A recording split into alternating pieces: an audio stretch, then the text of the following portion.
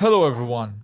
This is the 211th episode of Soccer Nostalgia Talk Podcast. As always, this is Sean from Los Angeles and the Soccer Nostalgia blog.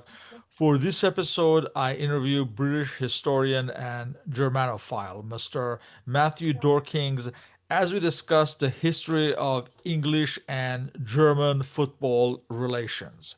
Mr. Dorkins has a Substack page called A British Lens on Germany. Welcome, Matthew. Thank you. Hi, Jan. How you doing? Can you introduce yourself and your trajectory into football? Certainly. Well, first of all, thanks for inviting me onto your podcast. I was very pleased to get your invitation and happy to be here today.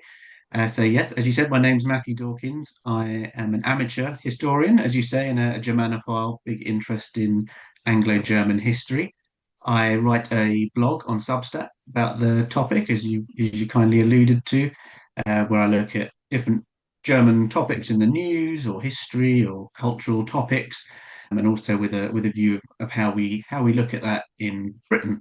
The Substack is called A British Lens on Germany.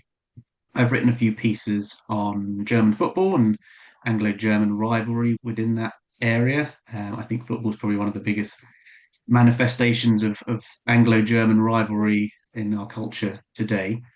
I think that's where you first came across one of my recent pieces talking about German club football. My trajectory into football, so I support a team called Barnet FC. For foreign listeners, they're a small North London club. They currently play in League Two, recently got promoted. It's the fourth tier of English football. So let's go back in time. As we come to the end of the 19th century, football is already established in England. Now, how did it export itself to Germany? We have often heard stories about British sailors and railway workers exporting the game. How was it different with Germany?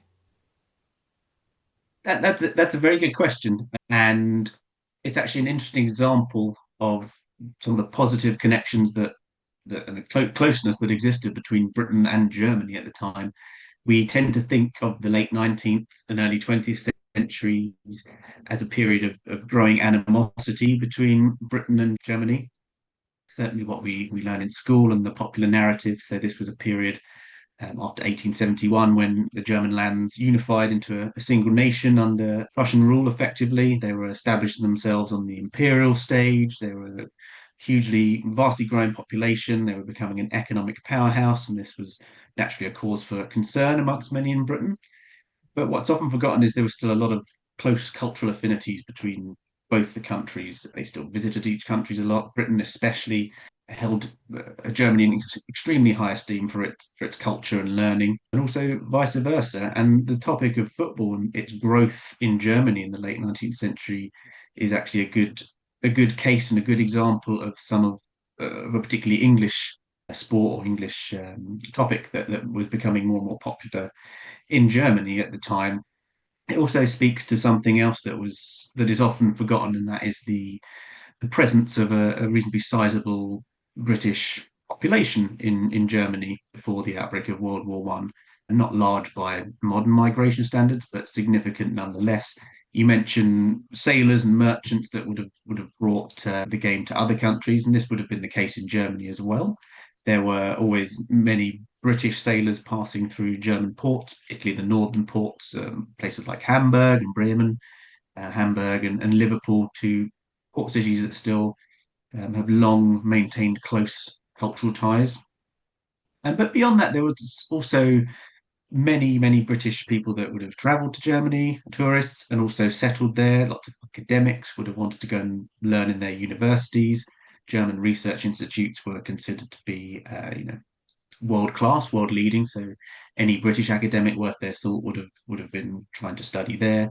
There were countless school and university exchanges, particularly in the sort of upper tiers of British society. So there was a strong presence there, and naturally they would have brought their own pastimes and interests with them. One of which was, of course, football, which is one of the reasons why it started to take off in Germany itself. I, One concrete example we do have of this is the establishment of a club called the Dresden English Football Club. They were established in 1874, I think it was, by English expats that were living in the city of Dresden.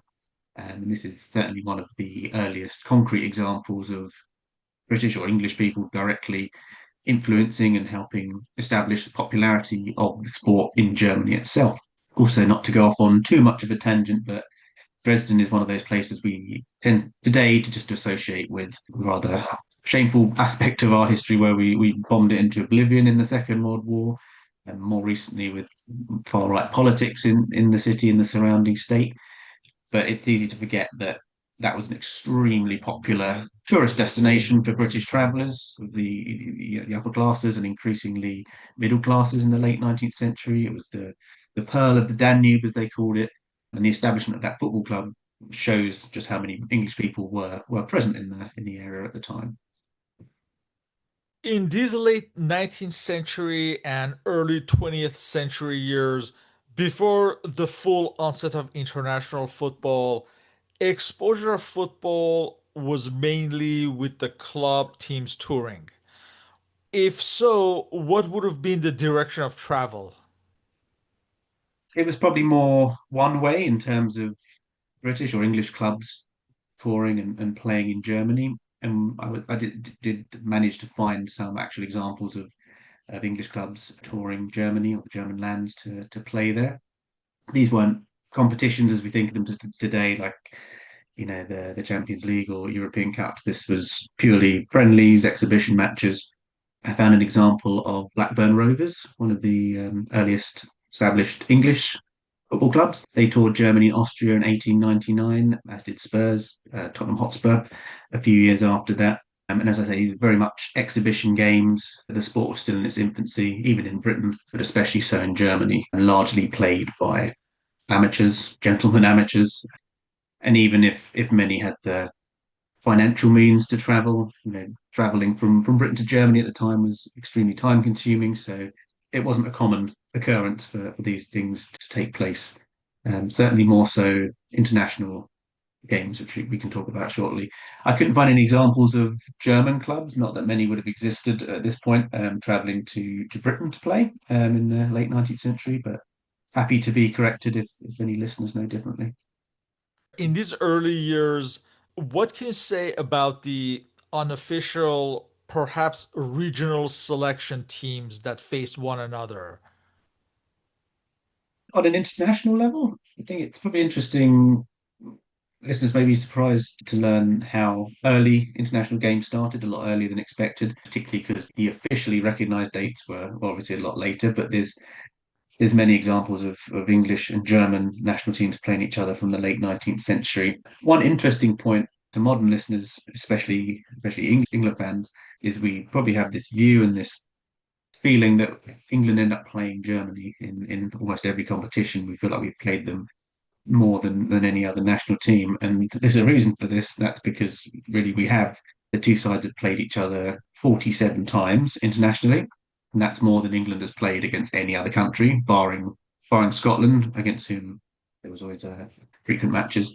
There's some debate about the exact numbers, which we can go into, and I think that's because the Deutsche Fußballbund, the German Football Federation, recognised 1908, I think it was, as the first official encounter, whereas the FA doesn't recognise matches before 1930, as they were all considered amateur or unofficial. But whatever you know benchmark you use, there's many recorded encounters between the teams. The first one being on the 23rd of November, 1899, and interestingly, given how important or how much significance the England Germany fixture would take on, this was the first international team an England team had played outside the British Isles. So there is a lot of history there. It's also interesting to note, given that this was a period, as I alluded to earlier, of somewhat growing animosity and tensions between England and Germany, the match itself was a fairly amicable affair. It was reported very positively in the press of both nations. This was still very much the time of gentlemen amateurs playing sports. In terms of the scoreline, England beat Germany 13-2 at that first game in Berlin, followed by a slightly more modest 10 goals to 2. The following day, they did a regional tour, playing against some club teams and an Austrian national team before coming back to beat Germany 7-0 before returning home again. A few years after that, there was a German national team that did a return tour of England, playing games against a team of amateurs at Tottenham Hotspur's White Hart Lane ground in London, and then another game against Manchester City. The English sides winning both games 12-0 and 10-0 respectively. I have an interesting quote from the British Daily Telegraph at the time, remarking that, quote, any idea of Germany seriously challenging England at association football may be put aside as absurd, which is very much not how things would pan out in future decades. But this was not really gloating so much at the time, more just a accurate description of the level of football in both countries at the time. There were even reports at some of those matches of the English fans cheering on the German national team. We were always ones to like an underdog, which Germany certainly were at that point. Have some examples of a few more games before World War One, where they played against Germany in Germany again. There was a 5-0 victory, a 9-0 victory. Germany did manage to achieve their first draw against England in 1911. And then there was one more game played in 1913, which was just shortly before the outbreak of World War One, which obviously put a stop to all that.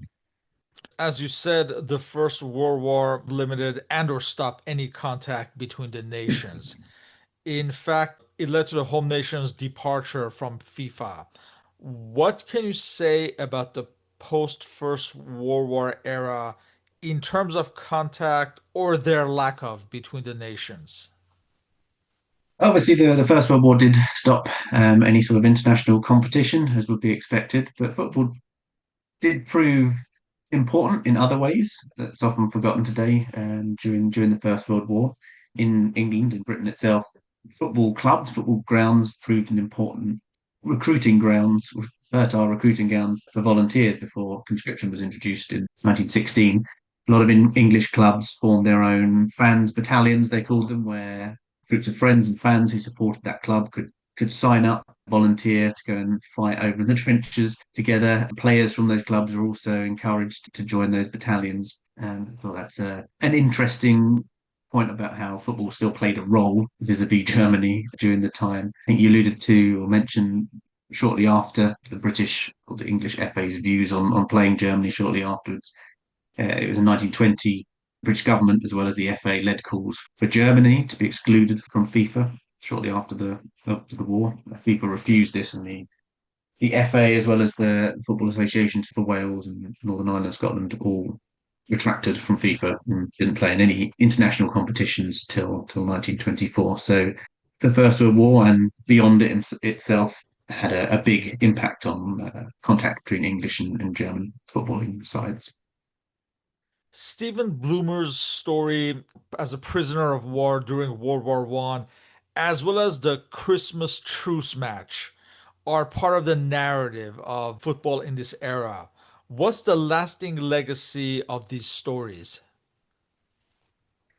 That's a very interesting one. I'm not too familiar with Stephen Plumer's stories, but the Christmas truce is one of the conflict's most famous tales, not just in a footballing sense, but in it sort of defines our view of trench warfare to a great extent. Naturally, it's become somewhat mythologized since that point. So it's worth digging into that a little bit. I'm sure most people know the story, but just to recap. So on Christmas Eve of 1914, which was the first Christmas of the First World War, a war that most combatants on both sides were told would be over by Christmas, which wasn't the case. It wasn't a short-lived campaign, as we all know. So this first Christmas, there was instance of fraternization and the soldiers from both sides coming together to sing Christmas carols. Anyone who's visited the trenches in northern France and Belgium, which a lot of English listeners would have done on school trips, as I myself did back in the day, will know how surprisingly close the trenches were, often no more than 20, 30 yards apart in some areas. So you could easily hear what the other side soldiers were saying, and there was frequent abuse and jokes shouted at one another to try and rile them up. But on Christmas Eve, when British soldiers heard the German soldiers singing Christmas carols, they decided instead to join in with them. A lot of these carols were of German origin, so Stille Nacht, Silent Night, probably being the most famous. So the the English soldiers would have known the carols, if not the original German words. And then the next day, on Christmas Day itself, there was an unofficial truce whereby soldiers from the German side and from the French and English, the Allied side, came out into no man's land, decided to shake hands, exchange little gifts. They showed each other photos, sang more Christmas carols, and of course, played a big game of football against each other.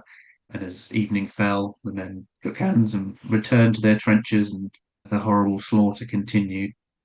Now, the story is obviously probably exaggerated somewhat, and it's been told in countless films and TV shows and even TV commercials. But we do know that it's true. There's photographic evidence of it's happening, and of the football game that got played against the English, French, and the German troops did take place. There's documented evidence of that and first-hand reports.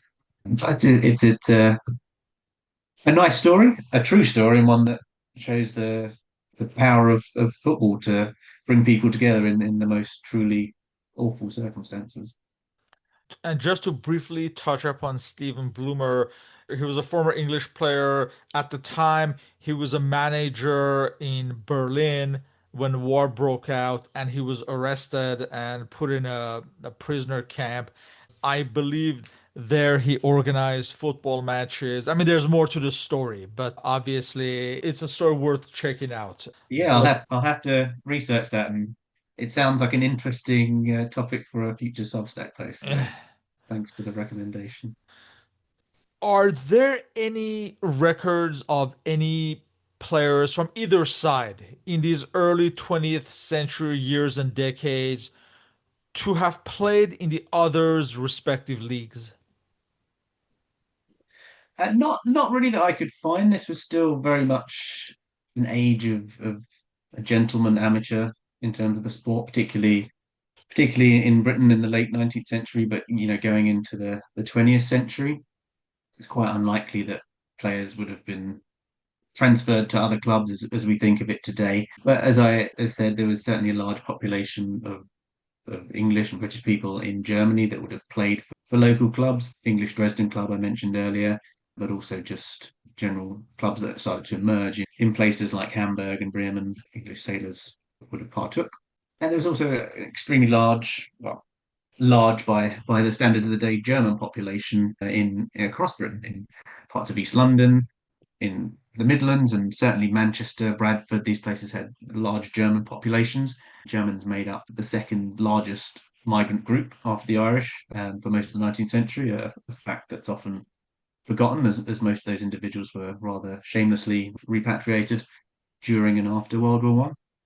And these Germans spanned all sections of society, so it's extremely likely, whether from the sort of gentlemanly businessmen playing in the local amateur sides or factory workers playing in some of the emerging clubs in industrial centres would have been playing. But yeah, I don't have any examples in the modern sense of international players playing in each other's countries as we would think of it today.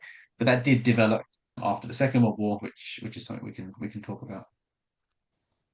As we come to the in between warriors of the 1920s and 30s, how did the sides slowly, in football terms, normalize relations, bearing in mind the first ever official international match between the nations was in 1930?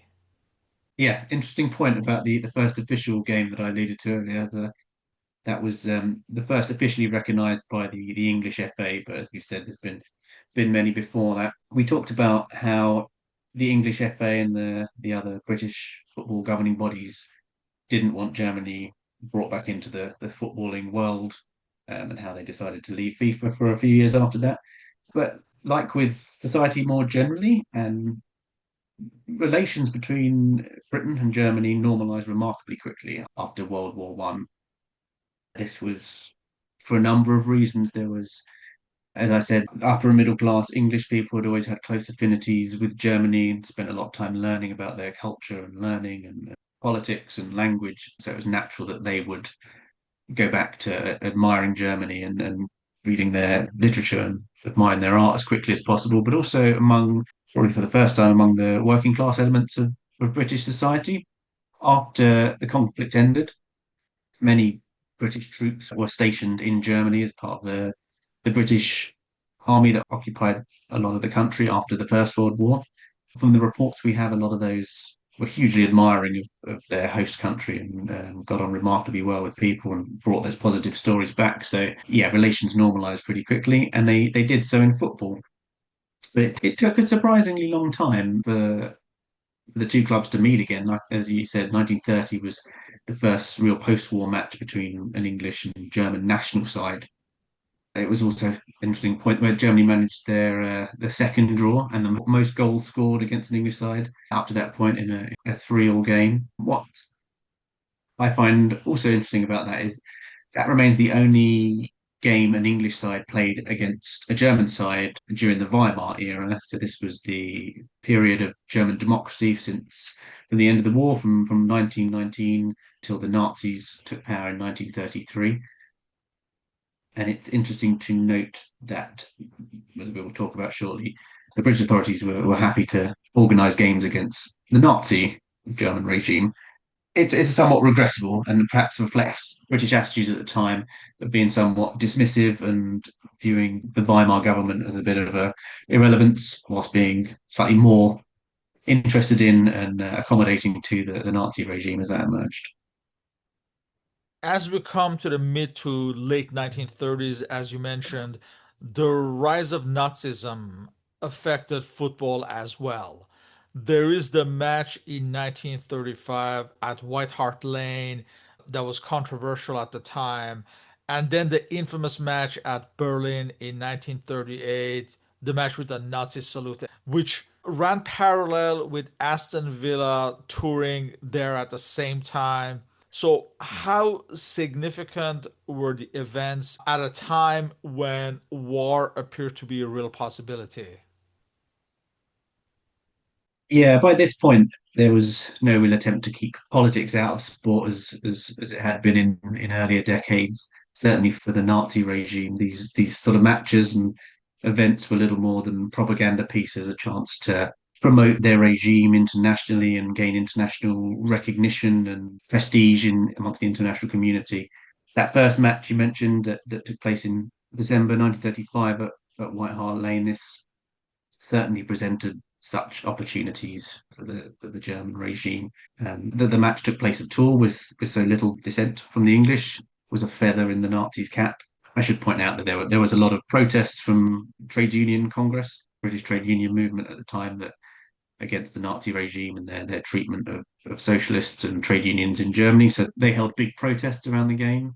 But it took place nonetheless. The fact that it took place in White Hart Lane, which Tottenham Hotspur have a large Jewish fan base. That was further icing on the cake for the Nazi regime. England won that game 3-0, but the score itself was of little significance compared to the propaganda victory that the match allowed for the Nazis.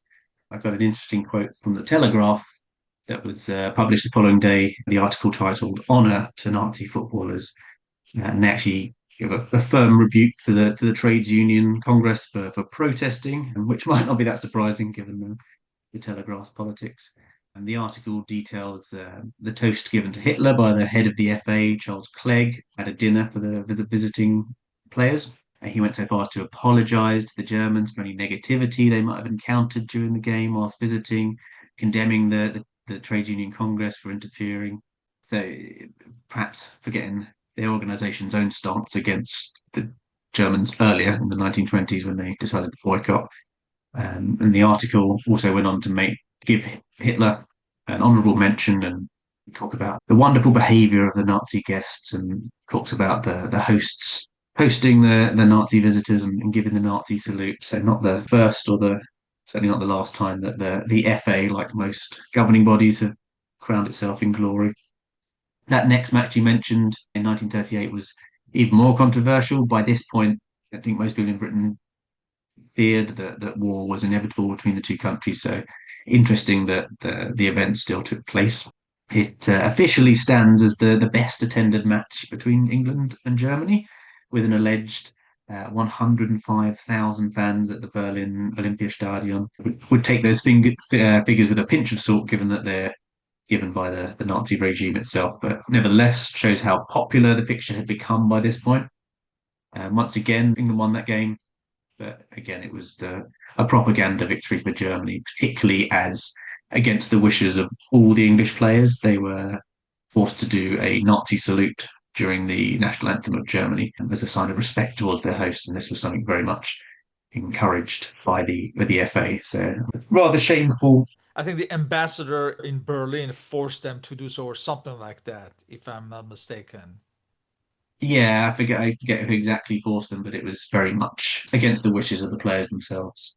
As I mentioned, Aston Villa were also touring at the same time. I think they also played the game there the next day, and of course they refused.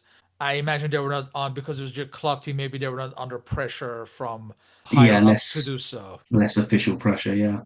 Of course, another world war would once again pit the nations against one another. So later in the post-World War II era, can you describe the slow coming together in football terms, and how was this process different than in the post-World War One years?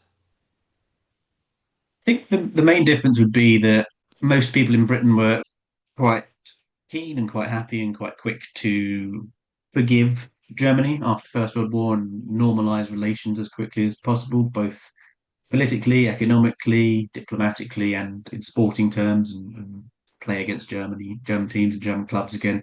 World War Two was different. Things had changed now, as given the scale of what the Nazi regime had done, and as stories and evidence of the camps emerged, forgiveness would take a lot longer, and this was reflected in football. British authorities and English clubs were less keen to re-establish games against German clubs and German national teams, and again wanted them excluded from international competitions. But due to Cold War geopolitics and realities on the ground, Germany was, or West Germany, I should say, were brought back into the fold far more quickly than probably they should have been. Certainly, what most in Britain would have wanted. But as we know, Germany were soon allowed back into the international community. The West German state was established in 1949. By 1950, West Germany was allowed back into FIFA, and as any footballing historians will know, went on to astound the world by actually winning the 1954 World Cup held in Switzerland, which was a shock to everyone, I think. In the 1950s, the story of Bert Trautmann at Manchester City was a link between the nations. Culturally, how important was this? Very important, and Bert Trautmann's a very interesting character who I'll come on to quickly. Thinking long term of how relations generally, but specifically in football, changed compared to later decades where football itself became a field onto which English fans and English people could project their hostility towards Germany. In the immediate decades after the Second World War, this wasn't really the case, and football actually performed a sort of palliative conciliatory role between England and Germany, particularly in rehabilitating that view of the good German, the sort of affable, pleasant, kind-hearted German that existed in earlier decades before the wars. And Bert Trautmann, as an individual, was certainly responsible in the footballing world for that. How this came about, I mean, this is when we start to see the emergence of foreigners and international players playing in English clubs at a very, very small level compared to what it would go on to be in later decades. But a lot of this came about from the large number of prisoners of war that were present in Britain at the end of the conflict. Many of those would take years to repatriate. Some would go on to need trials. Many would just need to be repatriated. Many would choose to stay in Britain as the opportunities seemed better. Their homeland was destroyed.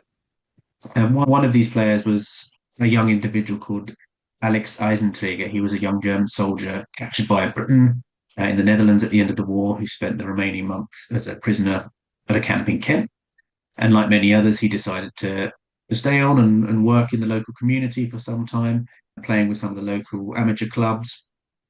He was spotted by talent scouts and went on to play for Bristol City and won a lot of fans, both amongst the Bristol supporters and other teams, for his ability and his personality. Bert Troutman, probably a far more well-known name. He was also the first foreign player to win Footballer of the Year in 1956. But in contrast to Eisenträger, who I just mentioned, Trautmann was not a young kid who was conscripted into the German Wehrmacht and could easily be forgiven as a childish mistake. He was a lot older. He had been an active member of the Hitler Youth from very young days before it even became compulsory. He'd volunteered as a paratrooper in the German Luftwaffe. Like Eisenträger, he was another prisoner of war by the end of the conflict, based in Britain. And when he was offered to be repatriated back to Germany, he again decided to stay and worked as a farmhand in the local area, initially in Cumbria, and then moved to the Liverpool area. And by all accounts, was very popular with the locals. He started playing for small local clubs in the Liverpool area until his talents were spotted. And in 1949, he signed for Manchester City, which is where he made his career and became a very famous figure in the annals of Manchester City's club history. Perhaps unsurprisingly, his initial reception when he joined in 1949 and in the early 50s was pretty frosty, both amongst the home fans as well as other club supporters. But his style, his personality didn't take long for him to endear himself to City fans. It helped that he was an exceptionally good goalkeeper, but his personality and behaviour off the pitch also endeared him to and helped improve the view of Germans among English footballers at the time. He would always engage with young fans after the game, sign autograph books. I think he secured his legendary status at the 1956 FA Cup final, where he sustained an injury and carried on playing, and it was later discovered that he'd broken some vertebrae in his neck. So he was secured his legendary status as a part of that and secured a place in British fans' hearts. His testimonial game towards the end of his career in 1964 attracted one of the biggest crowds ever seen in English football to that point. And though he expressed horror and apologised on behalf of his country when he learned about the full extent of Nazi atrocity, he remained a proud German. So he was probably a little bit more problematic as an individual than some of the younger people like Eisenträger. He won over the nation with his personality. He would sometimes joke in the sporting press that his efficient training as a Luftwaffe paratrooper prepared him to land softly at great heights when catching the football in goal. I would like to talk about another topic related that you hadn't mentioned, but I thought worth mentioning. And this also involves another Manchester club, Manchester United, and this time that's the story of the Munich Angels. So the Manchester United team were in 1958, February 1958, were returning from a European Cup game against Red Star Belgrade in what was then Yugoslavia, now Serbia. And their plane had to stop in Munich to refuel. It was extremely frosty conditions, and as the plane tried to take off, it crashed, and 20 of the 44 Manchester United players and staff died on immediately, with a few more dying later in hospital. But the actions of the doctors and nurses at the Munich hospital where the survivors were taken, that was, as much as Troutman was to have an extremely profoundly positive effect on both the survivors themselves, the people of Manchester, and also the English population at large. The Man United manager at the time, the famous Matt Busby, talked about growing up hating the Germans viscerally since his father had been shot in the First World War. And he had volunteered immediately as the Second World War broke out to fight the Germans, but would later go on to say, as he lay there being helped by the staff in that hospital in Munich, he realised how foolish those views were, and things are a lot more complicated than that. And the staff at those hospitals, as I said, were referred to in the English press as the Munich Angels.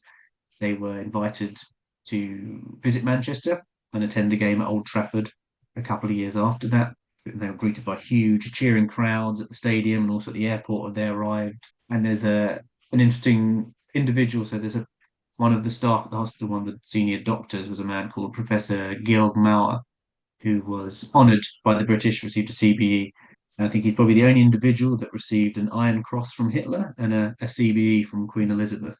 But yeah, I think that event and the likes of Troutman and some of the other lesser known individuals playing in Britain in the 40s and 50s did a huge amount to bridge the gap between our nations and an early sign of the power of football to heal wounds.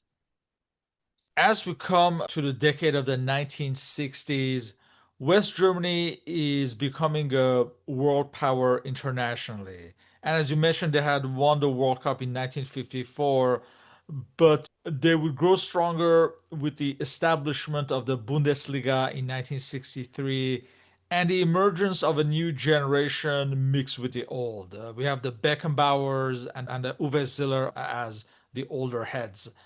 At club level in the 1950s and 60s is the era of Latin dominance. So, as far as contact between the nations, it seemed West Germany had a slight upper hand with Hamburg in 1961 eliminating Burnley, or Dortmund in 1966 eliminating West Ham United and defeating Liverpool in the final of the Cup Winners' Cup. And of course, Bayern Munich a year later would defeat, well, not an English team, but a Scottish team, British team, Rangers in a final to win trophies for West Germany. While as far as the English, West Ham United defeated Munich 1860 in 1965 Cup Winners' Cup final. So, how would you describe these contacts in the first half of the decade? This was the era, as you say, where international club football really started to take off, the emergence of club competitions, and particularly as more and more people started to own television sets and could travel a bit more easily to go and watch these games. But it was still very much in its infancy, and I wouldn't say it had much of an impact on how British fans and British people generally thought about Germany. That was still more dictated by international team competitions. And even despite winning the 1954 World Cup, Germany still weren't really seen as a major rival to many in England, both neither at a club nor an international level. There was still an element of arrogance and denial in this, as German football, with the establishment of the Bundesliga, as you said, was becoming far more professional, far higher quality, with a lot of their domestic clubs winning European silverware. But British clubs were still historically more successful, still more respected internationally at this point, and right up until the famous World Cup in 1966. I think it's more after that that things started to change, both on an international and a club level. And of course, 1966 has been discussed ad nauseum ever since for more than half Yeah. a century now.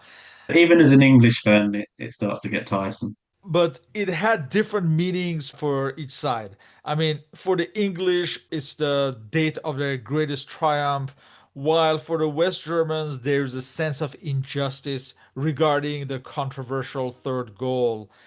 Now, is this in a nutshell, in sporting terms, culturally or otherwise, the most contentious encounter between the nations with the then recent history of World War II mixed with it? I would say no at that point. I think the significance of that tournament and that game and that goal taken on more significance in later decades. It wasn't so much the case at the time. As I said, in the early post-war decades, the late 40s, the 50s, the 60s, there wasn't the same level of animosity between England, well, from England towards Germany in a footballing sense. And a lot of that was driven by the fact that for most of that period, England was still a far more professional and better side. That would change later. But in terms of that 1966 World Cup, the significance of it, the sort of mythology around it would grow subsequently. But not to say that it was not a significant event at the time for different reasons. I think at the time it was very important for the German side visiting to make a good impression on their host nations. They knew that they would have their team and fans present in England for several weeks during the competition. This would have been the first time so many Germans had been in the country since before World War II. So it was considered a chance to further improve and normalise post-war relations, post-war Anglo-German relations, but also to present Germany as sportsmanlike on an international scene. And that was one of the most important things that would have been drilled into those players at the time. And in that sense, the tournament was a huge success for them. But there's a quip from the Daily Mail on the day of the final, before England played Germany, that where they said Germany may beat us at our national sport today, but that would only be fair as we beat them twice at theirs, referring to defeating Germany twice in the First and Second World War. But overall, there wasn't really much animosity directed towards a visiting team or their fans, and the German players went above and beyond to ingratiate themselves in the local community. They were stationed at Ashbourne in Kent, in southeast England. That's where their camp was. And there's lots of reports of friendly interactions with the players and the local community. And as a sign of affection, the local town presented the German team with a special decorative ball, a Shrovetide ball that was used in local celebrations. And that football can now be seen at the National Football Museum in Dortmund. I guess not much needs to be said about the final itself. Everyone in England knows what happened, knows the score. It was a 2-2 at full time, and in extra time, England went on to win 4-2 with Jeff Hurst scoring that famous controversial goal, which most subsequent analysis confirms didn't actually cross the line. In Germany, it's known as Das Wembley-Tor, the Wembley goal. But Hurst went on to score a hat trick, score another goal to settle it at 4-2. And I might be saying this somewhat biasly as an England fan, but England have been on enough of the end of dubious or questionable decisions since then, including against Germany. So I don't think we can feel too bad about it. Incidentally, what was really England's greatest moment in a way became the reference point from which Germany, in football terms, took the ascendancy internationally. What are your thoughts about that? It's a really important point. In that sense, it does reflect a turning point in the game, which few would have expected at that point. And this marks a time from the sort of late 60s through to the 70s and much the 80s where the fortunes of both countries' national teams took on very different trajectories, with the West German side going from strength to strength, becoming ever more professional and admired in terms of their playing style globally, while England went into a bit of a wilderness period where they qualified for very few tournaments. Germany went on to win the Euros in 1972. They won the World Cup again in 1974 and the Euros again in 1980. And throughout this period, England, or the English national side, just seemed to suffer one misery after another, failing to qualify for the 1974 or 1978 World Cups at all, which would have been a huge shock to fans at the time, so soon after having won the competition. And it was kind of around the 1970s that we also start to see the emergence of hooliganism in football, and a more unpleasant rivalry with Germany, and criticism in the press, which we can talk to. West Germany eliminated England in the 1970 World Cup quarterfinal, the famous match where Gordon Banks missed his match through a flu and Peter Bonetti was in goal. And then the 1972 Euros quarterfinal at Wembley, where Günter Netzer took center stage. This is the era where it's the height of German football. How did this change reflect in their respective sides' psyche? Yeah, that's a very good point. That 1972 Euros was a slightly odd tournament where at this stage it was still just four clubs would compete in the actual tournament and the rest were sort of qualifying. So I wouldn't say England got knocked out in a quarter final. That perhaps makes us sound like we did better at that point than we actually did. But yeah, West Germany did knock England out in order to play in that tournament, which they then went on to win. Yeah, it's around this time that football becomes, as I said, hooliganism is starting to take over in Britain. Football itself becomes a form of Ersatzkrieg, like a substitute for war, as we couldn't fight against Germany. The tool on the field became a means of manifesting that hostility in a way that it wasn't in earlier post-war decades. Yeah, it was a sign of things to come. As I said, the lack of earlier animosity in the 50s and 60s was a reflection of the fact that England were still a better footballing side. As that started to change, such magnanimity from English fans and the English press quickly evaporated. It's easier to be humble and magnanimous when you are the better team, probably less so when you're not. Yeah, it certainly was a change in directory. So over the in those post-war years, or in those post-1966 years, so England would go on to over the next 5 decades, they played a German side 27 times and only won seven of those games to date. So it's a sign of how things changed. As we come to the decade of the 1970s, do you think World War II was more or less forgotten and or just in the background and did not have a significant event on either nation in meetings? I'd say quite the opposite, certainly from a British perspective, in that, as I've said, the immediate post-war years, the atmosphere was generally more amicable. There was little reference to World War II and hostilities between the two nations. Generally, as the 70s progressed and Germany became so clearly far stronger side, far more professional side than the English national sides, that's where levels of resentment amongst the English fans, the English press really start to emerge. I found an interesting quote from which probably would have been surprising to think that that's how it was going to happen from the late 60s. I have a quote from an Anglo-German historian at the time called Arthur Hopcroft. In 1968, he wrote a book. He talked about the 1966 final, where he went on to say that, concluding by saying that in the near future, young Englishmen would no longer think of the war when their national team played Germany. And Troutman, who we mentioned earlier, also in his memoirs, had written that football transcends politics and racial hatred. And for a while in the 50s and 60s, such optimistic sentiment seemed fair, and it would have seemed rational to think that's how it would carry on. But that certainly was not to be the case in as the 1970s, 80s, and even the 90s progressed. I think a part of that, as I've written elsewhere, is down to the late 60s. Most of the English spectators and even the players would have had direct experience of being in the war, whether fighting with them on the continent or like the English captain Bobby Moore in the '66 final, and would have experienced his local neighbourhood being bombed by the Luftwaffe.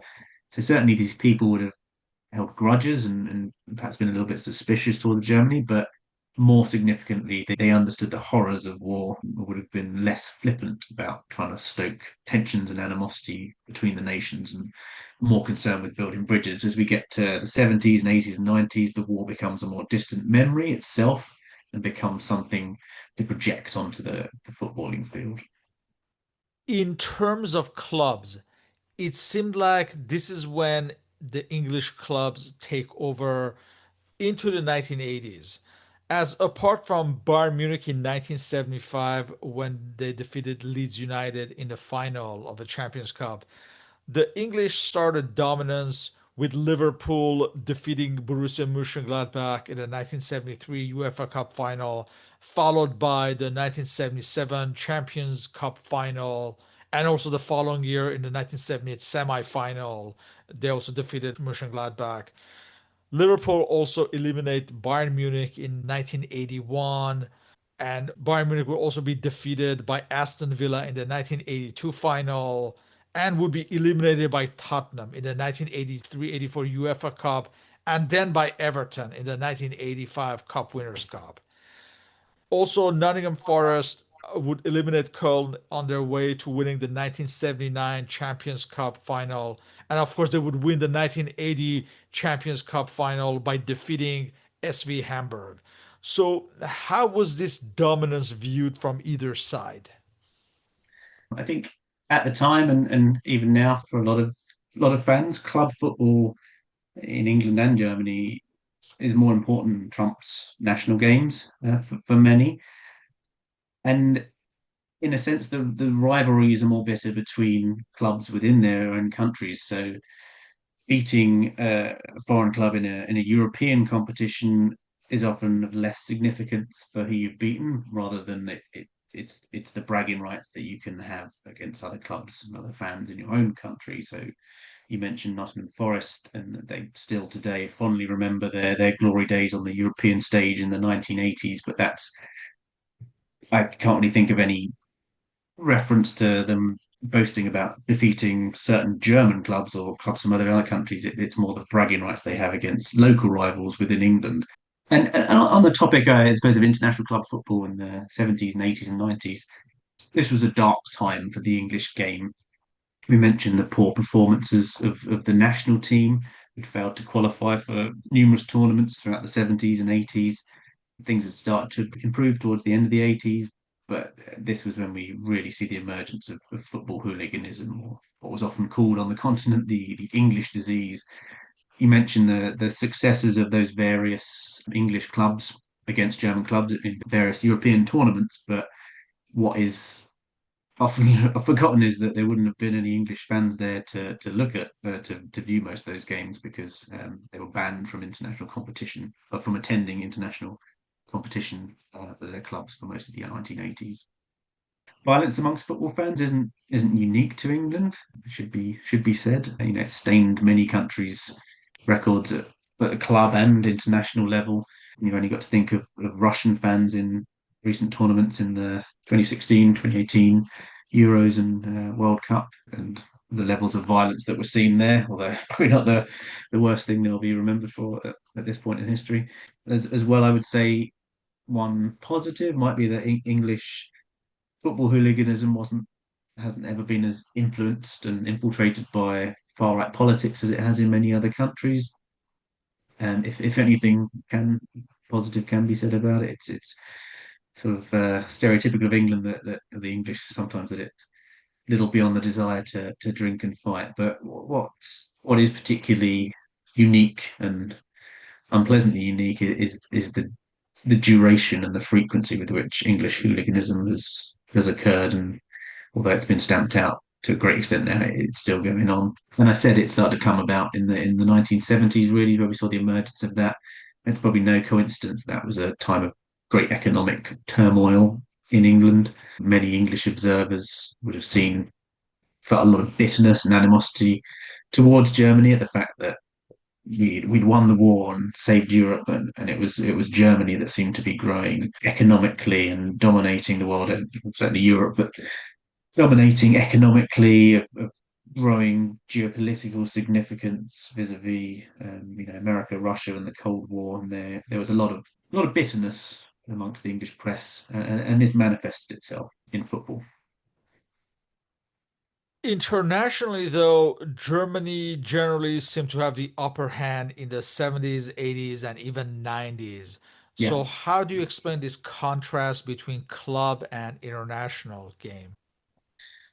yeah, it's indisputable that the 70s and 80s were a period where Germany started to really invest in its domestic and international game. Better youth squads, better management, more adapted more quickly to the modern game, domestically and internationally. So it took England, English clubs, and certainly the English national team a while to catch up. It wasn't really till the mid 90s that we could say that England were in any way comparable to Germany at that time. One interesting aside is that obviously that, as we said, the 70s and 80s were a time when Germany became one of the foremost international clubs on the international stage. But it was also, in fact, partly because of this, but in spite of that, where the German national team themselves grew increasingly unpopular, not just amongst English fans and commentators, but globally. Their players and managers at the time did little to try and remedy this. I think this reached its zenith in the 1982 World Cup in Spain. There are a few very controversial incidents. A big one being when you probably know when Germany played Austria in their final group match. Austria had already qualified, and they just needed to not The lose by more than shame two of goals. Gijón, as it's called, yeah. Yeah, exactly. Yeah, so Germany just needed a goal. Austria effectively let them score that goal, and then they spent the rest of the game aimlessly kicking the ball around while fans in the stadium were booing them on. The Spanish press called it El Anschluss, a nod to the German connection with Austria in 1938. The manager and the players did little to apologise. They're fairly unrepentant about it. And then in the semi-final of that same competition, probably the worst foul in the history of international football, where one of the French strikers was through on goal, Patrick Basson, and was running towards the German keeper Harold Schumacher, who then just threw his entire body into the player, knocking him unconscious, breaking his neck. I think a lot of fans and his teammates thought he was actually dead. He had to be put into a medically induced coma, knocked all his front teeth out, and yeah, Schumacher, the German keeper, not booked, wasn't even given a foul. A foul wasn't even given. Germany went on to win the match. And when confronted by the press afterwards, Schumacher just joked that he'd happily pay for some new teeth for the player. So yeah, this was a period when the German international team were not popular on the international stage, despite being one of the world's best teams. And all of this was manna from heaven for the English sporting press who could report on all this. It gave them a welcome break to having to report on English hooligan atrocities at the time. In the 1970s into the 1980s, you have the transfers of English players in the Bundesliga, most notably Kevin Keegan to SV Hamburg, Mm. as well as Tony Woodcock to FC Köln and Dave Watson to Werder Bremen. How significant were these transfers and why was it seldom in the opposite direction? There were still rules and regulations in place amongst the English FA of how many foreign players you could have at the time. Part of that I think was probably economic and personal. It's more attractive for a player from England to go and live somewhere like Hamburg or Cologne as opposed to if you live in an affluent, pleasant part of leafy Munich or Brim, and the appeal of moving to Nottingham or Liverpool or Manchester in the 1980s would have been less attractive. But yeah, these were important transfers, particularly Kevin Keegan, one of the most well-known and loved and admired players in the English game at the time. His moving to Hamburg was big news even in England. He was certainly popular and successful at Hamburg, winning the Ballon d'Or twice there. And he's still the only English player to won the Ballon d'Or whilst playing abroad, as far as I'm aware. And he was loved by the Hamburg fans as quite a character. Obviously, helped them win the Bundesliga title while he was there. And there's lots of instances of him doing unusual things while he was there. There was a famous photo shoot he did with, I think, Bill Zeitung, where it's him with a lion on the football pitch, which he was pretty frightened of. And yeah, lots of incidents of his eccentric personality. Suitably, he learnt little German, like most Brits living abroad. When he first joined, he announced to a press conference, "Ich bin fertig," as in thinking that meant "I am ready," whereas it means "I'm finished." So that was reported gleefully in the German press. But he was popular there, and I think his and the other players you mentioned moving there were an early introduction to English fans, English viewers of the game, of the German domestic game. People wouldn't have been followed Bundesliga much until English players started to go there. So this was the early awakening of that. Heysel would limit contact, at least at club level, for some time. But internationally, it would be the encounter at the 1990 World Cup that would mark another important cultural reference point with the tears of Gaza, etc., and Lineker's famous quote in the subsequent years. The 1996 Euros encounter, another semifinal, is another cultural milestone for the English and is seen another opportunity lost. And around this time, much had changed in the football landscape in the 6 years in between. Are these encounters more significant for the English than the Germans?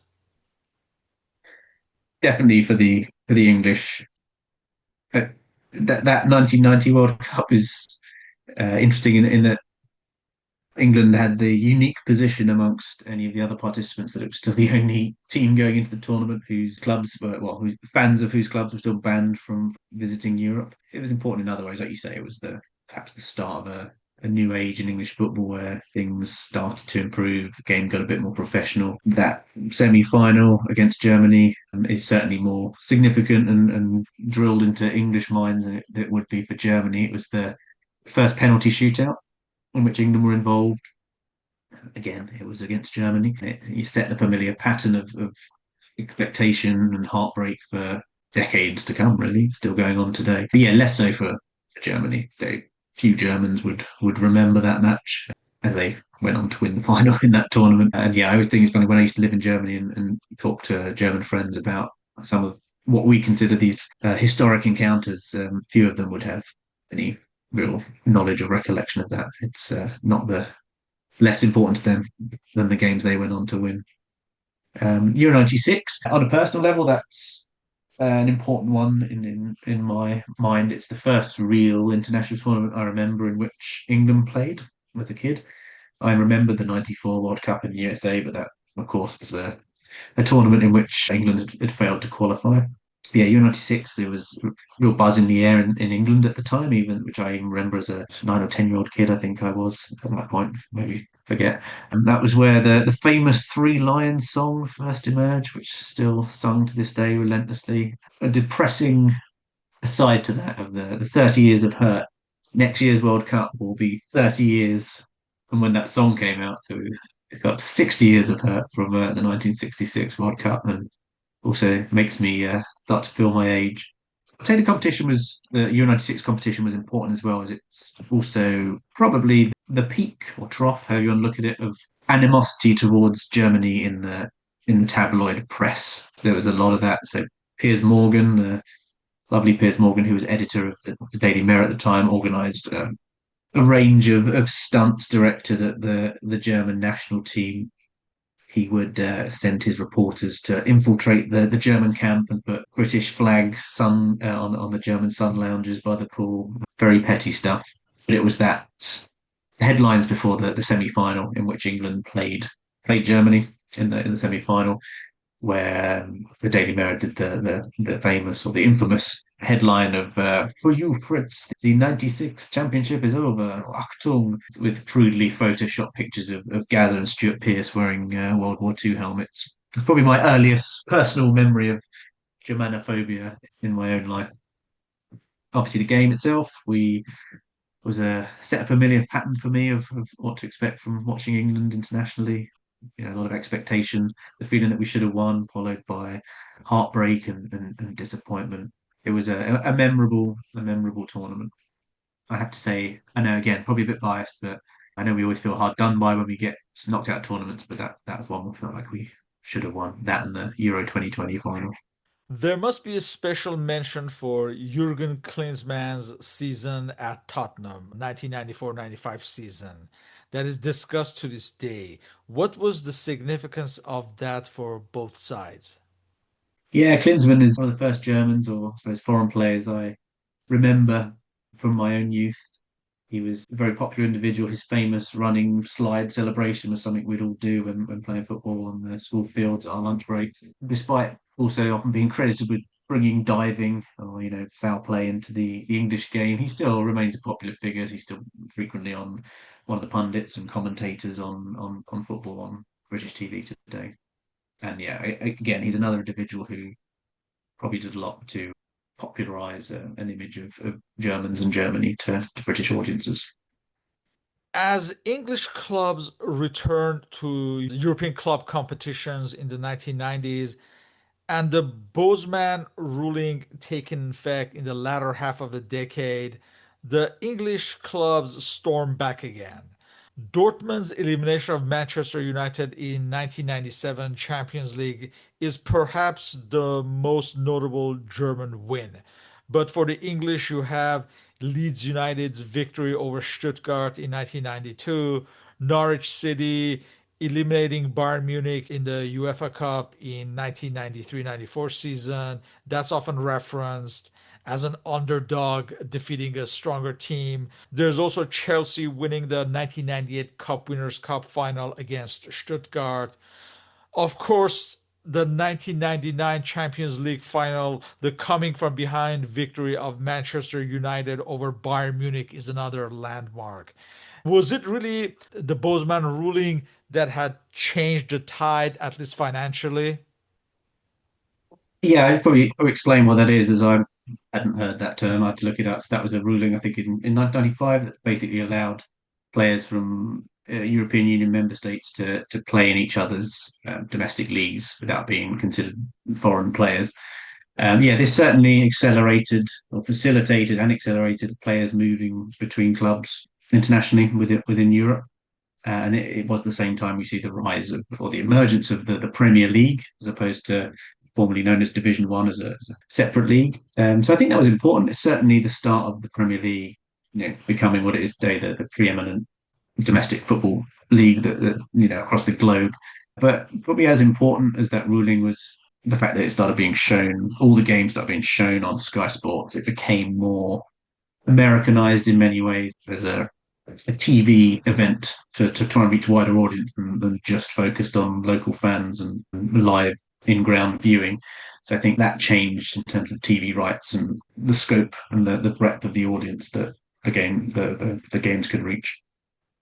In the post millennium era, the 2002 World Cup qualifiers are significant. Well, in 2000, due to Kevin Keegan resigning immediately right after the match at the old Wembley in October of 2000, and this was followed by the 5-1 English win in Munich in September of 2001. And this 2001 match will, of course, remain as part of football history. Was this a reference point as well? Yeah, that 2001 5-1 victory over Germany Munich certainly sticks in the mind of English fans again, somewhat. Probably should move on from that now, given how long ago it was.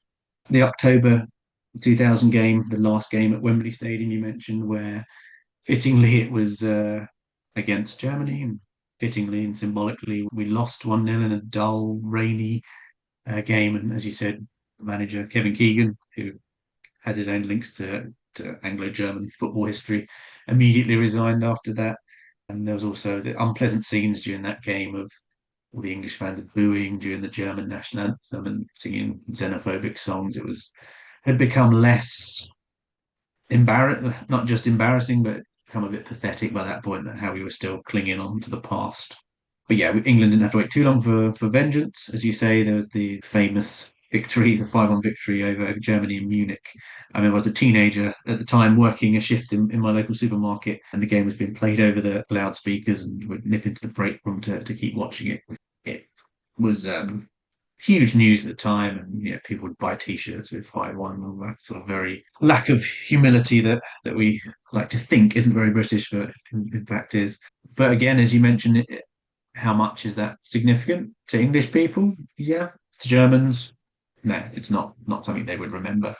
So they went on to reach the final in the World Cup in 2002. Off the back of that, I mean, in Japan and South Korea, while England bowed out in the quarterfinals. So yeah, it has different significance. And again, that had been the case for most of the 70s and 80s. It's more significant to us because we were still pretty much the lesser team at that point. Since then, the main controversial encounter has been the 2010 World Cup match, and that disallowed a Frank Lampard goal. This is the pre-VAR era, where the ball bounced off the crossbar behind the line, but the referee did not award a goal. This has been, in a way, likened to a reversal of the allowing of the third controversial goal in 1966, the Jeff Hurst goal.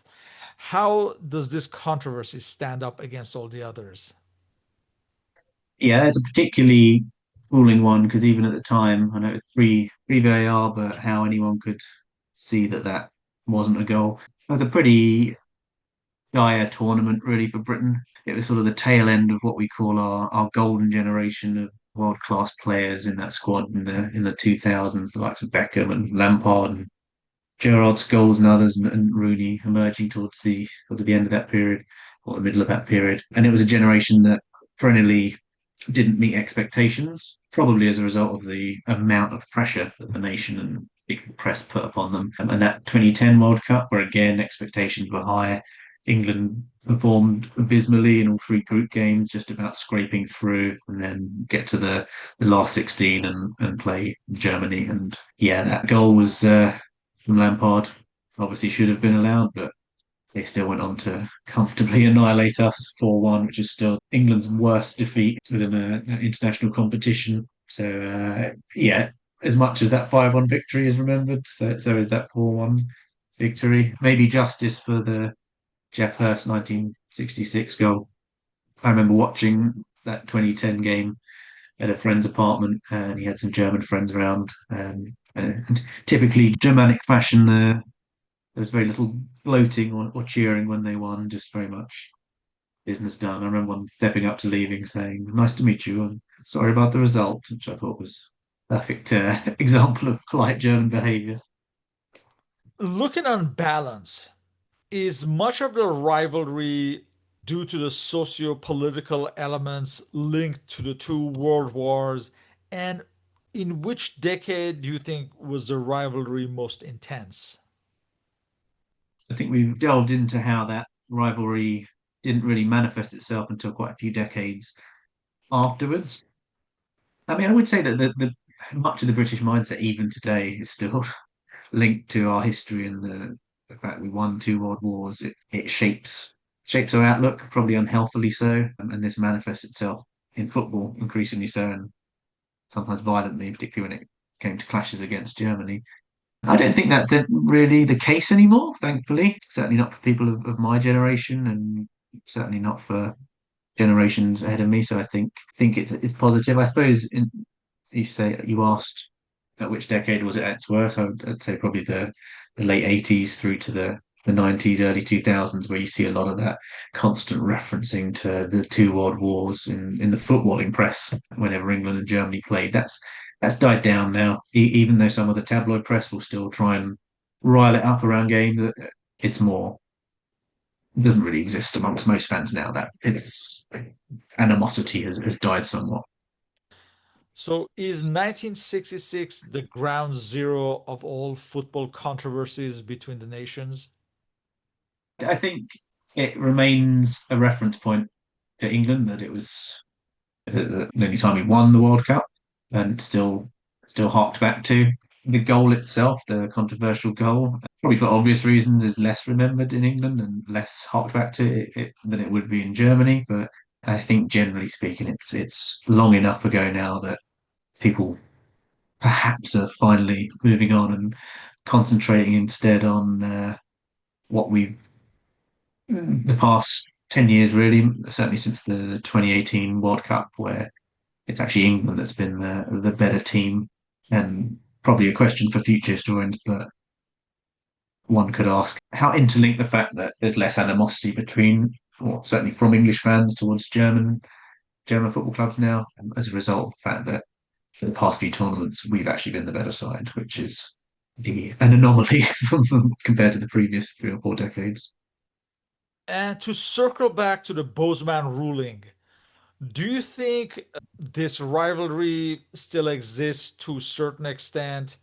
However, due to the Bozeman ruling, there's been an increasing direction of travel from both sides. And just the sheer number of matches between the nations has increased as a result. And contact on the football field perhaps has somewhat lowered the temperature. And nowadays, it would just be regarded as just another match. I think so. Certainly at a club level, like with any field of life, the more people encounter actual people from a different culture, a different country, generally that lessens tensions and animosities, and the fact that more Germans these days play in English clubs than they historically have is always a positive thing in that sense. But there still is, probably always will be, a rivalry on the international scale. England versus Germany is always a massive fixture, particularly in England, probably less so in Germany for some of the reasons we've stated. But yeah, I don't see that changing. And even as hostility has died down, there will always be that rivalry, hopefully going forward at a more friendly level. Do you feel the rivalry has been more important for the English and perhaps less so for the Germans? Absolutely. As I mentioned, when I lived in Germany, they would never really reference England as their main rivals in international football. It would always be the Dutch or the French or sometimes the Polish, depending where in Germany you lived. But yeah, given over how much of the post-war decades from the sort of 60s or 70s, 80s, and 90s, how dominant Germany were compared to England. They were never seen as a major rivalry. Yeah, that's strange because it seems like for England, it seems like Germany has always been the reference point as far as rivals. I mean, just regarding this topic, there's been so many books, and Yeah, yeah, some good books, and yeah, it's not just in football; it's in many walks of life, and something I've been writing a book about in my spare time. How Germany is for Britain the benchmark, whether positively or negatively, usually positively. It's how they are our benchmark against which we rate our success, and that's very much been the case in football. There's even examples of Gareth Southgate when he was still England manager saying that it was Germany that they based their his plans and techniques and strategies around how Germany had built their squads and developed their players in the previous decade. in closing, what is the legacy of this rivalry in overall football history, and how has it culturally impacted each nation in different ways, and will it endure into the future? I think it's shown the best and the worst in both nations and both sets of fans. From those early points we mentioned about the Christmas truce and the power it could have to bring people, power that football could have to bring individuals together and transcend national boundaries and hostilities, through to more negative aspects of how it became politicized by the German regime in the 1930s. Later, we see the negative aspects of petty hostility towards Germany, the rise of hooliganism on the British side. On the German side, there was, as we mentioned, in the 70s and 80s, a lot of arrogance and, if not cheating, at least not playing very sportsmanlike or fairly. So those are some of the more negative aspects. But then, as we've said, we've got Christmas Truce, the story of Bert Troutman and the Munich Angels, and shows the positive impact that football can have in building bridges between our two countries. And probably to close, it's worth pointing out that England now have a German manager as the head of their national side, and then that will be, obviously we're all hoping he can help us win the World Cup next year, and it'll be interesting to see how that plays out and what that does for the future of Anglo-German relations and rivalries within the footballing world. With that, I would like to thank you for your participation in this interview. All our contact information is listed on the blog and podcast uploads. So, Matthew, thank you once again and hope to continue these discussions on football history. Thank you. It's been a pleasure. I very much appreciate you inviting me on. Enjoyed talking today. Thank you. Thanks, Sharon.